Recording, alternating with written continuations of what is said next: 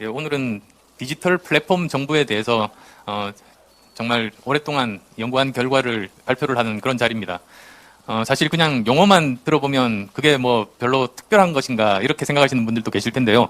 사실은 이것이 대한민국 역사상 가장 크게 바뀌는 부분입니다.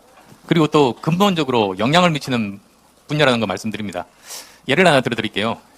미국에서 2001년 9월 11일 맨하탄의 쌍둥이 빌딩이 테러를 당해서 그냥 무너진 거 아시죠? 그때 미국에서 정보기관이 10개가 넘었답니다. 그리고 그 정보들을 제대로 잘 취합했다면 미리 예방이 가능했다는 걸 미국에서 알았습니다. 근데 이 서로 그 정보기관들의 정보가 서로 공유가 안 되다 보니까 그런 엄청난 희생을 당했던 거죠. 그 반성의 결과로 나온 것이 DNI입니다. Director of National Intelligence라는 그런 것을 만들고 이제 정보기관에 있는 정보들을 모두 다 서로 공유할 수 있게 하고 이제 개방을 하게 된 겁니다. 그게 자리 잡는 데는 시간이 좀 걸리긴 했습니다만 어느 정도 자리를 잡은 이후에 오바마 대통령이 취임을 하게 됐죠. 그런데 오바마 대통령이 이걸 보니까 공공 데이터를 공유하고 민간에게 개방하기에는 굉장히 좋은 플랫폼이라는 걸 알았습니다. 그래서 아예 주정부에 이르기까지 그 시스템을 다 확산을 시켰습니다. 그 결과가 어떤 것이냐? 결국은 정부의 데이터를 투명하게 공개하니까 많은 국민들이 정부에 대한 신뢰가 올라갑니다.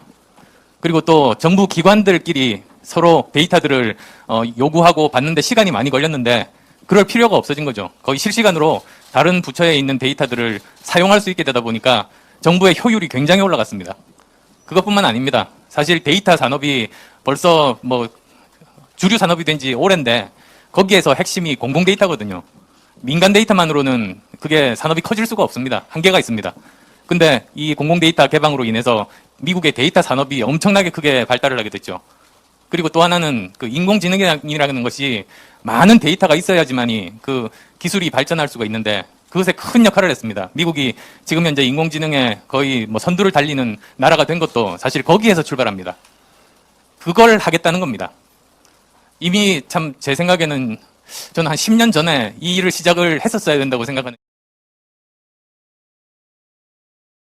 지금 현재 모습입니다. 지금 보시면 뭐 여러 가지 인터넷 등기소, 전자소송, 가족관계 등록 시스템, 행정부에서 홈택스, 복지로, 시도, 세울 다 있는데 이 시스템들 각각에 대해서 국민이나 기업이나 전부 접속을 해야만 되고 이들끼리 서로 정보가 공유가 되지를 않습니다.